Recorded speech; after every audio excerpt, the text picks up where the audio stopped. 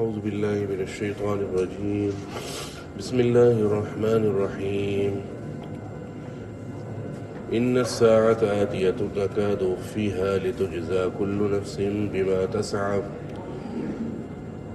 جو وحی اللہ تعالیٰ نے حضرت موسیٰ علیہ السلام پر بھیجی اس حوالے سے کل تذکرہ چل رہا تھا. حضرت موسیٰ علیہ السلام پر جو وحی بھیجی گئی اس کا مضمون یہ تھا کہ میں ہی اللہ ہوں اور میرے سوا کوئی معبود نہیں، لہذا تم میری عبادت کرو. اور ساتھ ہی فرمایا واقم الصلاۃ لذکری، کہ نماز کا قیام خاص میری یاد کے لیے. معلوم ہوا کہ ہمیں اپنی نمازوں پر خاص فکر کرنے کی ضرورت ہے کہ آیا نماز اللہ کی یاد کے ماتحتی میں ہو رہی ہے یا بس صرف ہم آٹو پائلٹ کے اوپر ہے اور اوپر نیچے دائیں بائیں ہو رہے ہیں. یہ میں اس لیے عرض کر رہا ہوں کہ چند دن پہلے ایک امام صاحب کے پیچھے نماز پڑھنے کا اتفاق ہوا. تو ہمارے ہر مسجد کے اپنے امام کے ایک اپنا طریقہ کار ہوتا ہے. تو وہ امام صاحب جو جلسہ ہے یعنی 2 سجدوں کے درمیانہ حصہ اس کے اندر زیادہ وقفہ دے رہے تھے. تو عادت ایسی ہے کہ بس جیسے ہی پہلے سجدے میں بیٹھتے ہیں پھر دوبارہ فوراً دوسرے سجدے میں چلے جاتے ہیں. وہ امام صاحب لمبا بیٹھتے تھے تو ہم اتنے آٹو پائلٹ کے عادی ہو گئے ہیں کہ جیسے ہی بیٹھتے تھے بھی دوبارہ چلے جاتے تھے، حالانکہ امام نے اللہ اکبر نہیں کہا ہوتا تھا. اس سے معلوم ہوا کہ ہم ایک عادت کے تحت اپنی نماز پڑھ رہے ہیں. لہذا جب تک نماز کا قیام واقیم الصلاۃ لذکری اللہ کی یاد کے لیے نہیں ہوگا، خداوند تعالیٰ کے استحضار کے ساتھ نہیں ہوگا، اس وقت تک نماز کا اصل مقصد اور نماز کی روح آپ کو نہیں ملے گی.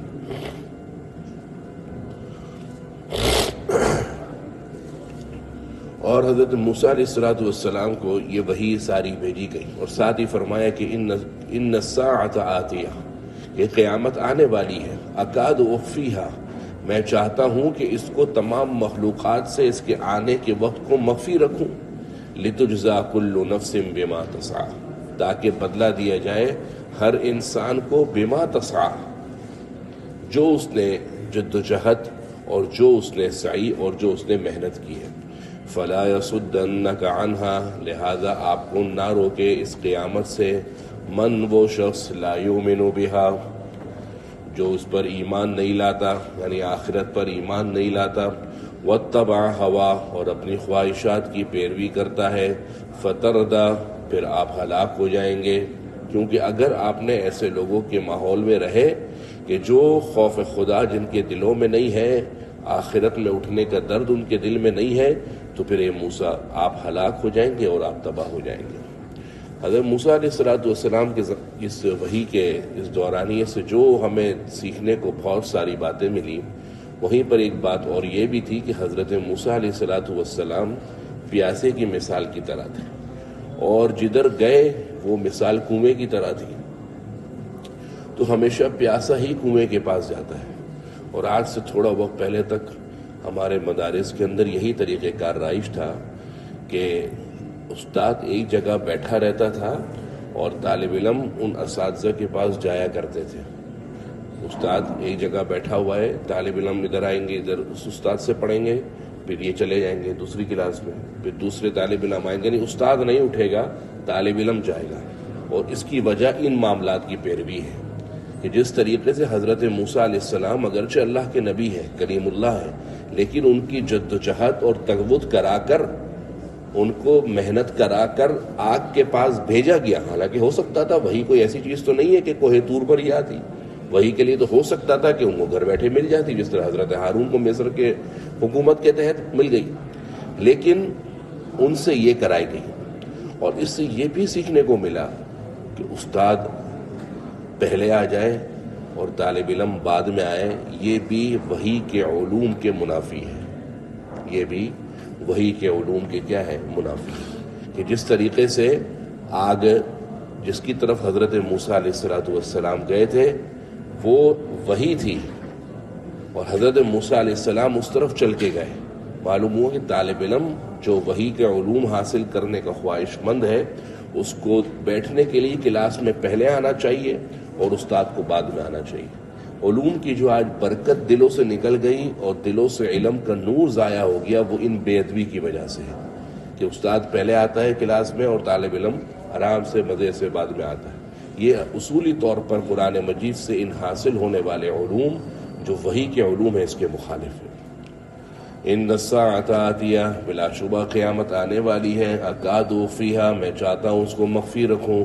لتجزا، تاکہ بدلہ دیا جائے. کل نفس، ہر انسان کو. بما تسعی، جو اس نے کوشش کری ہے.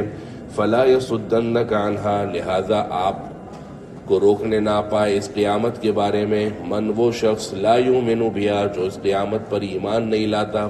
واتبع ہوا، اور اپنی خواہشات کی پیروی کرتا ہے. فتردہ، ورنہ آپ ہلاک ہو جائیں گے. اس دوران اللہ تعالیٰ نے حضرت موسیٰ علیہ السلام سے پوچھا کہ موسیٰ، آپ کے داہنے ہاتھ میں کیا ہے؟ اب بظاہر اس سوال کی کوئی تک نہیں بنتی، لیکن جس طریقے سے اچھا ڈاکٹر جب بچہ اس کے پاس جاتا ہے انجیکشن اور سوئی لگانے کے لیے تو بچہ دہشت کے اندر ہوتا ہے، تو ڈاکٹر کی کوشش ہوتی ہے کہ پہلے اس کو اس دہشت والے ماحول سے نکالے، ورنہ وہ انگلی بھی رکھے گا ادھر تو بچہ چیخے گا. کیونکہ اس کے ماحول دہشت کے اندر ہے.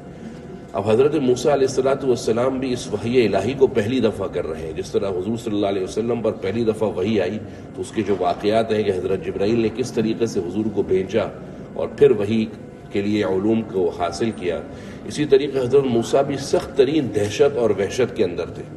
تو اس دہشت اور وحشت کو ختم کرنے کے لیے اللہ نے ایک سازگار ماحول دیا اور اللہ نے موسیٰ سے کہا، موسیٰ تمہارے داہنے ہاتھ میں کیا ہے؟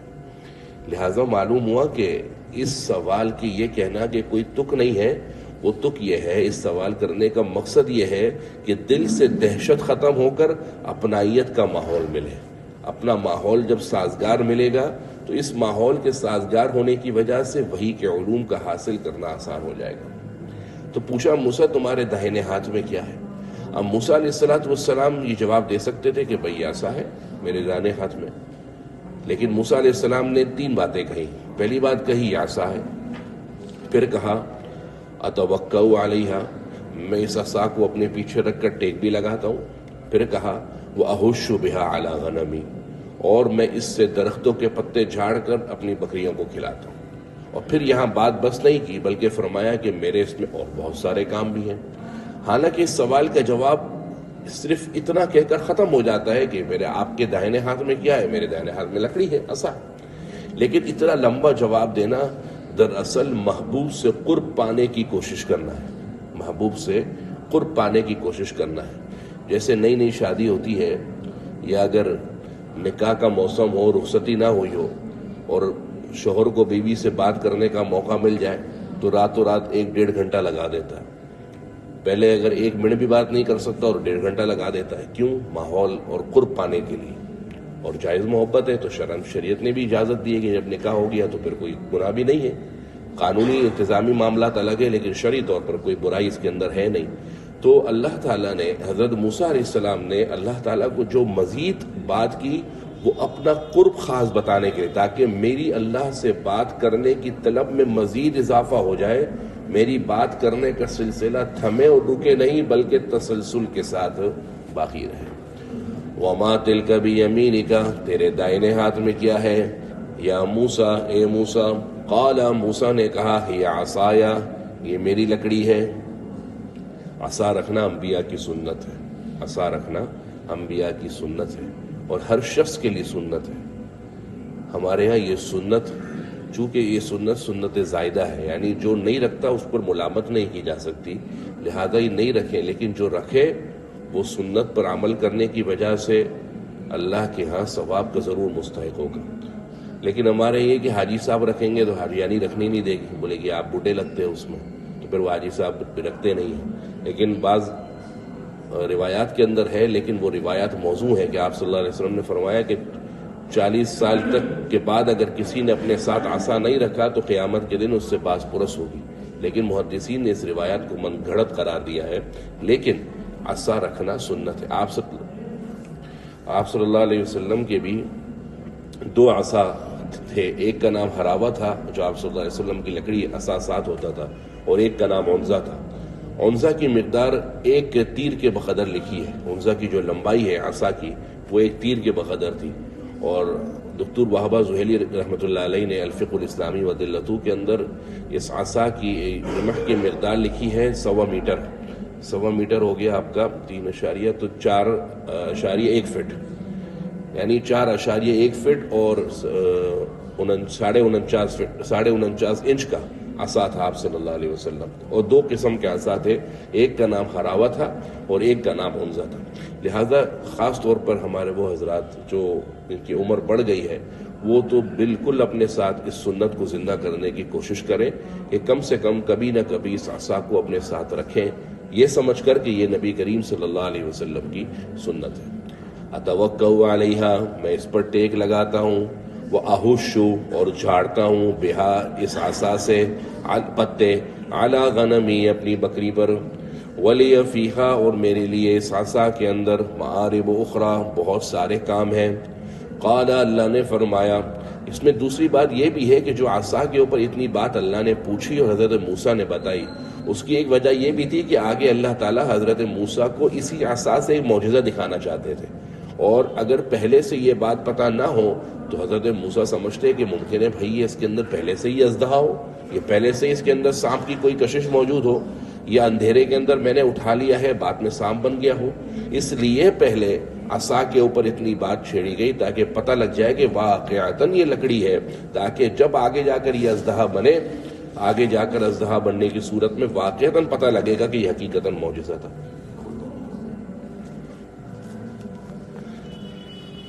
تو اللہ تعالیٰ نے فرمایا القھا یا موسیٰ، اے موسیٰ اس عصا کو آپ ڈال دیجیے. فالقاہا، سنیں بھائی، فالقاہا جیسے ہی انہوں نے اس عصا کو ڈالا، فاذا ہی حیۃ تسعیٰ، وہ عصا اچانک بن گیا سانپ دوڑتا ہوا. قال اللہ نے فرمایا فالقھا اس عصا کو ڈال دیجیے، یا موسیٰ اے موسیٰ. فالقاہا موسیٰ نے اس عصا کو پھینکا، فاذا ہی حیۃ وہ عصا بن گیا سانپ، تسعیٰ دوڑتا ہوا، تسعیٰ دوڑتا ہوا. قرآن مجید کی بعض آیتوں سے پتہ لگتا ہے کہ یہ جان تھا، کأنہا جان ولا مدبر ولم یعقب، 20ویں پارے میں سورہ قصص میں. اور جان کہتے ہیں چھوٹے سانپ کو. اور قرآن مجید کی بعض آیتوں سے پتہ لگتا ہے کہ وہ ثعبان تھا. ثعبان کہتے ہیں بڑا موٹا اژدہا، جیسے کہ سورہ شعراء میں فإذا هو ثعبان مبین. اور یہاں پر اللہ نے فرمایا فإذا حیۃ، حیہ ہر قسم کے سانپ کے لیے استعمال ہوتا ہے. چھوٹے سانپ کو بھی حیہ کہتے ہیں، بڑے اژدہے کو بھی حیہ کہتے ہیں. تو پہلے وہ سانپ چھوٹا تھا، لیکن جب وہ معجزہ بڑھتا چلا گیا اور آگے جا کر نگلنے لگا تو نگلتے ہوئے وہ سانپ موٹا ہو گیا تو وہ ثعبان بن گیا. لہٰذا یہ نہ سمجھا جائے کہ آیات کے اندر سمجھنے میں تعارض ہے، بلکہ وہ سانپ پہلے چھوٹا تھا اور نگل کر سامنے جادو کرو کہ جتنے رسیاں تھیں ان کو نگلنے کی وجہ سے بڑا بن گیا. اور یہاں پر حیہ ہے جو ہر قسم کے سانپ کے لیے استعمال ہوتا ہے، چھوٹا سانپ یا پھر بڑا سانپ. قال اللہ نے فرمایا خذھا، اے موسیٰ اس کو پکڑ لیجئے، ولا تخف اور ڈریے مت، ولا تخف اور ڈریے مت. معلوم ہوا کہ انبیاء بھی فطری خوف دلوں میں رکھتے ہیں.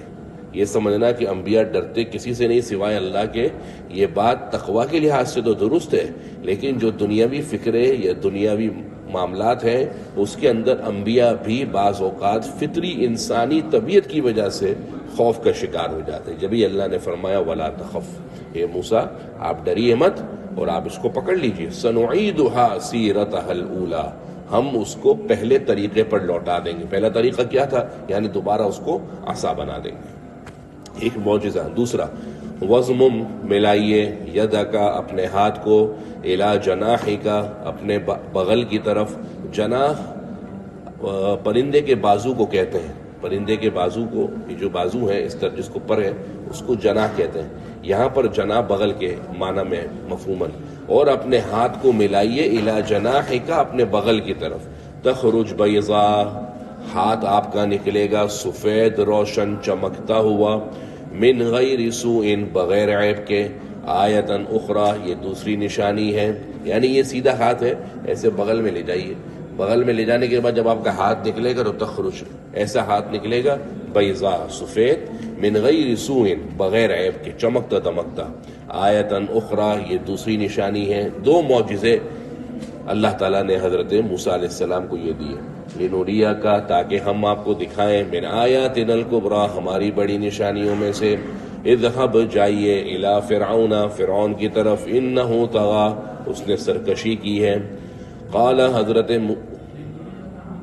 لنوریا کا تاکہ ہم آپ کو دکھائیں من آیاتنا الکبریٰ ہماری بڑی نشانیوں میں سے اذهب جائیے الی فرعون فرعون کی طرف انہ طغی بلا شبہ اس نے سرکشی اختیار کی ہے قال موسیٰ علیہ السلام نے فرمایا ربی میرے پالنے والے اشرح لی صدری جب آپ مجھے تبلیغ اور دعوت کے لیے بھیج ہی رہے تو اب آپ میرا سینہ کھول دیجیے اور بعض مفسرین نے بہترین ترجمہ اس آیت کا کیا اور کہا کہ اے اللہ اس تبلیغ کے کام کے لیے میرا حوصلہ بڑھا دیجیے اشرح لی صدری میرا کانفیڈنس مضبوط کر دیجیے میرے اعتماد کے اندر اضافہ کر دیجیے اشرح لی صدری اے میرے پالنے والے میرا سینہ کھول دیجیے ویسر لی امری اور دعوت و تبلیغ کا یہ کام میرے لیے آسان بنا دیجیے واحلل عقدۃ من لسانی اور میری زبان کی گرہ کھول دیجیے واحلل اور کھول دیجیے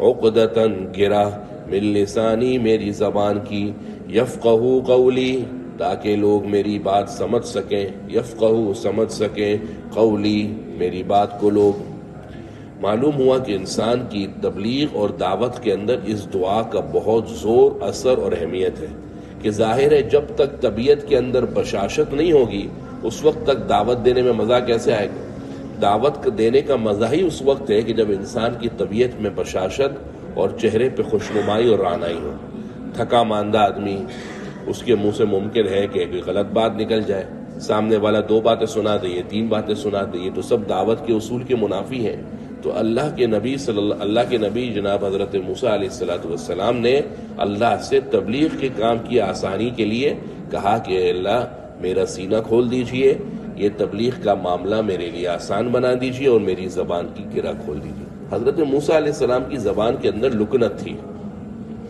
حضرت موسیٰ علیہ السلام کی زبان میں لکنت تھی اس لکنت کو دفع کرنے کے لیے ہٹانے کے لیے تو اس لکنت کو ہٹانے کے لیے حضرت موسیٰ علیہ السلام نے اللہ تعالیٰ سے یہ دعا مانگی ہوا یہ کہ فرعون کے پاس جب حضرت موسیٰ علیہ السلام تھوڑے بڑے ہونے لگے تو ایک دفعہ فرعون حضرت موسیٰ علیہ السلام کو گود میں بٹھایا ہوا تھا تو موسیٰ علیہ السلام نے ایک تھپڑ زوردار فرعون کو مار دیا جس طرح عموماً بچے اپنے بڑے کو لگا دیتے ہیں لیکن وہ تھپڑ کوئی عام تھپڑ تو تھا نہیں حضرت موسیٰ کا تو مکہ بھی بڑا مشہور ہے جو انہوں نے ملک الموت کو مارا تھا اور آگے پھر تذکر آ رہا ہے کہ ایک قبطی کو بھی مکہ مارا تو ایک مکہ مارا اور وہ بیچارہ لڑک گیا اور اللہ کو پیارا ہو گیا اور ایک مکہ ملک الموت کو مارا تھا اس کی آنکھ پھوڑ دی بخاری شریف کی روایت ہے اور بچے تھے لیکن ایک زوردار قسم کا تھپڑ فرعون کو لگا دیا تو اس کے آس پاس کے فرعون کے جو وزراء تھے کہنے لگے کہ ہمیں اس بچے کے بارے میں خدشہ آگے جا کر آپ کی سلطنت کے توڑ کا ذریعہ بنے گا حضرت موسیٰ علیہ السلام کے بارے میں فرعون نے حکم دیا کہ بھائی اس کو قتل کر دیا جائے تو فرعون کی بیوی فرعون سے کہنے لگی شاہ ایسا نہ کرے یہ بچہ ہے اس نے نادانی میں ایسا کیا ہے میں آپ کو اس کا ایک ڈیمو دیتی ہوں طریقہ یہ کریں کہ آپ سامنے جواہرات کے 2 برتن رکھیں اور ایک برتن کے اندر آگ رکھیں بچہ ہے تو ظاہر آگ کے پاس لپکے گا کیونکہ آگ کے اندر چنگاری دکھ رہی ہے تو وہ عموماً آگ کی طرف ہی جائے گا لیکن وہ بچہ بھی حضرت موسیٰ تھا آگے جا کے نبی بننا تھا اور اس کی پرورش خوب رب کی حفاظت میں ہو رہی تھی تو حضرت موسیٰ علیہ السلام نے اس فطری تقاضے کی وجہ سے ہیرے جواہرات کی طرف ہاتھ بڑھانے لگے اس دوران چونکہ اسباب کے درجے میں یہ تھا کہ اگر جواہرات کی طرف ہاتھ بڑھ جاتا تو یہ اس بات کی دلیل تھی کہ بچہ آگے جا کر سلطنت کے خاتمے کا ذریعہ نہ بن جائے تو حضرت جبرائیل علیہ السلام نے فوری طور پر حضرت موسیٰ کے ہاتھ کو آگ کی طرف پھیر دیا حضرت موسیٰ نے آگ اٹھائی اور اپنے منہ پر بچپنے میں لگا لی تو ایک تو فرعون کو اس وقت یہ ڈر زائل ہو گیا کہ یہ واقعتاً بچہ ہے اور اس نے جو بھی تھپڑ لگایا ہے مجھے نادانی کے اندر لگایا ہے اور یہ بھی پتہ لگ گیا کہ یہ بچے نے اس حرکت کی وجہ سے واقعتاً نادانی کی حالت میں کیا اور بعض روایات میں موسیٰ علیہ السلام بچے تھے تو ہاتھ میں بچہ چھڑی لے کے جیسے چھوٹی سی لکڑی لے کے گھومتا ہے وہ چھڑی فرعون کے سر پر ماری تھی جس سے اس کی اوپر کی جو پگڑی ہے یا جو اس کا سلطنت کا تاج ہے وہ گرنے لگا تھا جس سے فرعون کو یہ شک ہوا کہ کہیں آگے جا کر اس سلطنت کے خاتمے کا ذریعہ نہ بن جائے۔ تو جب یہ آگ منہ میں ڈالی تو زبان کے اوپر تکلیف پیدا ہوئی اور اس زبان کی وجہ سے لکنت پیدا ہوئی۔ اب ظاہر ہے اگر زبان میں فصاحت اور بلاغت نہیں ہو تو آدمی دعوت کیسے دے گا؟ اس لیے حضرت موسیٰ علیہ السلام نے اللہ سے کہا کہ میری زبان کی گرہ کھول دیجیے۔ تو کیا زبان کی گرہ کھل گئی؟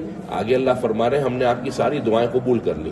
تو اس سے معلوم ہوتا ہے کہ زبان کی گرہ کھل گئی، لیکن اتنی نہیں کھلی جتنی عام آدمی کی 100% ہوتی ہے، بلکہ اتنی کھل گئی کہ اپنے ما فی الضمیر کو اچھی طریقے سے سامنے والے کو سمجھا سکے۔ تھوڑی بہت لکنت کا اثر ان کی زبان میں مرتے دم تک باقی رہا۔ یہی وجہ ہے کہ فرعون بڑے ہونے کے بعد بھی ان کو تانا دیا کرتا تھا کہ یہ موسیٰ جو صحیح طرح مجھ سے بات نہیں کر سکتا، یہ میری جگہ پر میری سلطنت کا خاتمہ کرے گا۔ تو اس سے معلوم ہوتا ہے کہ زبان میں لکنت مرتے دم تک تھی، لیکن اثر تھوڑا سا رہ گیا تھا اور تقریباً اثر ان دعاؤں کی وجہ سے زائل ہو گیا تھا۔ وَاجْعَلْ لِي وَزِيرًا، اور مجھے دے دیجئے کوئی کام کرنے والا، وزیرن کوئی کام کرنے والا، کوئی مشیر، کوئی معین، من اہلی میرے اپنے گھر والوں میں سے۔ حدیث شریف میں نسائی شریف کی روایت ہے کہ رسول اللہ صلی اللہ علیہ وسلم نے فرمایا جب اللہ تعالیٰ کسی حکمران کو نئی حکومت اور اچھی حکومت دیتا ہے تو اس کو اچھے اعوان اور وزراء دے دیتا ہے۔ جب وہ غلط کرتے ہیں تو وزراء اس کو سمجھاتے ہیں کہ یہ آپ غلط کر رہے ہو، اور جب وہ صحیح چلتے ہیں تو اس کو اور مزید صحیح ڈگر پر چلانے کی کوشش کرتے ہیں۔ یہی وجہ ہے کہ بعض اوقات مملکتوں کے حکمران بذات خود اچھے ہوتے ہیں، لیکن نیچے کے جو لوگ وزراء ہیں وہ اس بندے کو اچھا رہنے نہیں دیتے، جس کی وجہ سے پوری مملکت کا نظام بے سود ہو جاتا ہے۔ تو اللہ تعالیٰ سے یہ دعا حضرت موسیٰ نے کی کہ میں اکیلا تو اس کام کا بوجھ نہیں اٹھا سکتا، لہٰذا وَاجْعَلْ لِي وَزِيرًا، مجھے ایک بندہ اپنے ساتھ دے دیجئے جو میرا ہم نوا ہو، میرا مددگار ہو۔ اور ساتھ ہی فرمایا من اہلی، میرے اپنے گھر والوں میں سے دیجئے، کیونکہ گھر کا جو بندہ ہوتا ہے وہ اپنے معاملات کو اپنے گھر کے دوسرے ہی شخص کے معاملات سے زیادہ واقف ہوتا ہے۔ لہٰذا یہ جو بار بار ہمارے ملحدین راگ الاپتے ہیں کہ وراثت موروثی، امام جاتا ہے تو امام کا بیٹا ہی امامت کرنے کے لیے آتا ہے، فلانا مرتا ہے تو اس کا بیٹا ہی نائب محتمم بنتا ہے، یہ تو موروثی، اسلام میں موروثیت نہیں ہے۔ بھائی اسلام میں موروثیت نہیں ہے، لیکن اگر نائب اس کا بیٹا اس قابل ہو تو اس کو بنانے کے اندر قرآن مجید کی اس آیت سے بالکل جائز ہے۔ حضرت موسیٰ علیہ السلام خود کہہ رہے ہیں کہ میرے بھائی کو بنا دیجیے، تو نہیں کہا کہ کسی فلانے کو بنا دیجیے، اللہ تو قادر مطلق ہے۔ اس سے معلوم ہوا کہ اگر آپ کے گھر کا بندہ یا باپ چلا جائے اور باپ کا جانشین اس جگہ پر آنے کے قابل ہو، اس سیٹ کو سنبھالنے کے قابل ہو، چاہے وہ سیاسی ہو، چاہے وہ غیر سیاسی ہو، چاہے وہ ہمارے پاکستان کے جو سیاستی پارٹی ہیں ان کی ہو، اور بیٹا اگر اس کا اہل ہے تو بالکل وہ زیادہ اہل ہے اس بات کا کہ اپنے باپ کی جانشینی اختیار کرے بنسبت اس کے کہ کسی غیر کو دے دی جائے۔ یہ اس سے پتہ لگتا ہے من اہلی کہ دعا مانگی مجھے میرے گھر والوں میں سے دیجیے۔ وہ کون ہے؟ ہارون اخی، ہارون میرے بھائی۔ ہارون حضرت موسیٰ علیہ السلام سے 3 سال بڑے تھے۔ حضرت فرعون نے جب یہ حکم جاری کیا تھا کہ آج کے بعد سے جو بھی لڑکا پیدا ہوا تو میں اس کو قتل کر دوں گا، اور اس کا حکم پوری مصر کے اندر بھجوا دیا، تو اس کے لوگوں نے آ کر سمجھایا کہ شاہ یہ تو آپ نے عجیب بات کر دی، اس طریقے سے تو مرد رہیں گے ہی نہیں، اب جب مرد رہیں گے نہیں تو اگلے بچے کیسے پیدا ہوں گے، تو اپنا یہ حکم واپس لے لیجیے۔ رستم نے وزراء کی مدد سے یہ دوبارہ یہ حکم جاری کیا کہ 1 سال تک بچے زندہ رکھے جائیں اور 1 سال میں ہونے والے سارے بچوں کو ان کا سر قلم کر دیا جائے۔ تو حضرت ہارون علیہ السلام اس سال کے اندر پیدا ہوئے جس سال کے اندر بچوں کو زندہ رکھا جاتا تھا، تو ان کی تو کوئی فکر نہیں تھی۔ لیکن حضرت موسیٰ اس سال کے اندر پیدا ہوئے جس سال کے اندر فرعون کی طرف سے سر قلم کرنے کا حکم تھا، اس وجہ سے حضرت موسیٰ علیہ السلام کے ساتھ اگلے واقعات پیش آئے۔ ہارون اخی، ہارون میرے بھائی ہیں، اشدد بہ ازری، اس سے مضبوط کر دیجئے میری کمر کو۔ معلوم ہوا کہ ایک بھائی سگا خونی رشتے کا بھائی اپنے خونی بھائی کی جو مدد کر سکتا ہے وہ کوئی غیر نہیں کر سکتا۔ یہ وجہ اللہ نے فرمایا سنشد عضدک بأخیک، اے موسیٰ ہم آپ کو آپ کے بھائی سے مضبوط کریں گے۔ یعنی گھر کے اندر جو خونی رشتے ہیں ان کے اندر ایک بھائی کا دوسرے بھائی سے رشتہ بڑا مضبوط اور بڑا پختہ ہوتا ہے۔ اشدد بہ ازری، اس سے مضبوط کر دیجئے میری کمر کو، واشرکہ، اور اس کو شریک کر دیجئے، فی امری، میرے معاملات میں، کئی نسبحک کثیرا، تاکہ ہم آپ کی کثرت سے تسبیح کریں، ونذکرک کثیرا، اور آپ کو کثرت سے یاد کریں۔ حضرت موسیٰ اکیلے بھی اللہ کو یاد کر سکتے تھے، اکیلے بھی اللہ کی تسبیح بیان کر سکتے تھے، تو حضرت ہارون کے ساتھ مل کر تسبیح کرنے کا کیوں کہا؟ اس لیے کہ جب ماحول کی سازگاری ملتی ہے تو اللہ کو یاد کرنا اور ذکر کرنا آسان ہو جاتا ہے، اور جب ماحول اسلامی دینی بنیادوں پر نہ ہو اور معاشرے کے اندر ہی مکمل بگاڑ اور بدامنی ہو تو انسان کے لیے ایسی سوسائٹی اور معاشرے کے اندر ایمان اور دین پر رہنا کافی مشکل ہو جاتا ہے۔ تو فرمایا کہ ہارون جب میرے ساتھ ہوگا تو حضرت ہارون کی برکت سے ہم دونوں مل کر آپ کی تسبیح کریں گے، آپ کو یاد کریں گے اور آپ کا خوب ذکر کیا کریں گے۔ اِنَّكَ كُنْتَ بِنَا بَصِيرًا، بلا شبہ آپ ہمیں دیکھ رہے ہیں۔ قال، اللہ نے فرمایا، قد اوتیت، تحقیق دے دی گئی، سؤلک، آپ کی مانگ، آپ کی مراد، یا موسیٰ، اے موسیٰ، یعنی اے موسیٰ ابھی تک جتنی باتیں آپ نے دعاؤں کی صورت میں مجھ سے مانگی ہیں یہ ساری دعائیں ہم نے آپ کو دے دی۔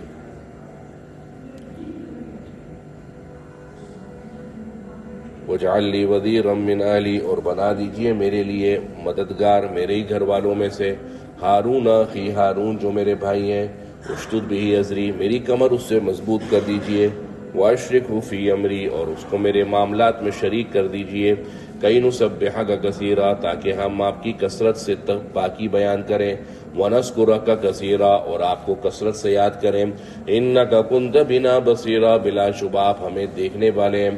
قال، اللہ نے فرمایا، قد اوتیت سؤلک یا موسیٰ، تحقیق آپ کو دے دیا گیا آپ کا سوال، آپ کی مانگ موسیٰ۔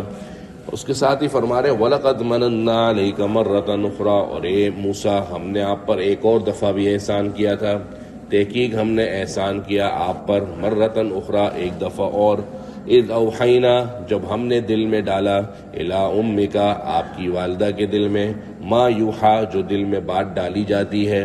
یہاں پر اوحینا کا ترجمہ وحی نہیں کریں گے، وحی لغوی، وحی کی دو تعریفیں، دو قسمیں ہیں، ایک وحی ہے لغوی، وہی لغوی کا مطلب ہے دل میں ڈالنا، جیسے میں نے آپ کو ربما کے بارے میں بتایا تھا، اوحا ربک الی النحل، کہ اللہ نے شہد کی مکھی کے بارے میں یہ نہیں کہیں گے وہی کی، بلکہ وہی وہاں پر لغوی معنی میں یعنی اس کے دل میں بات ڈالی۔ تو اسی طریقے سے چونکہ ان کی والدہ نبیہ تو تھی نہیں کہ اس پر وہی آتی، اس لیے ترجمہ یہاں پر اذ اوحینا الی امک ما یوحا، کہ جب ہم نے آپ کی والدہ کے دل میں ڈالا، ما یوحا، جو کچھ اس کے دل میں اتارا جاتا ہے۔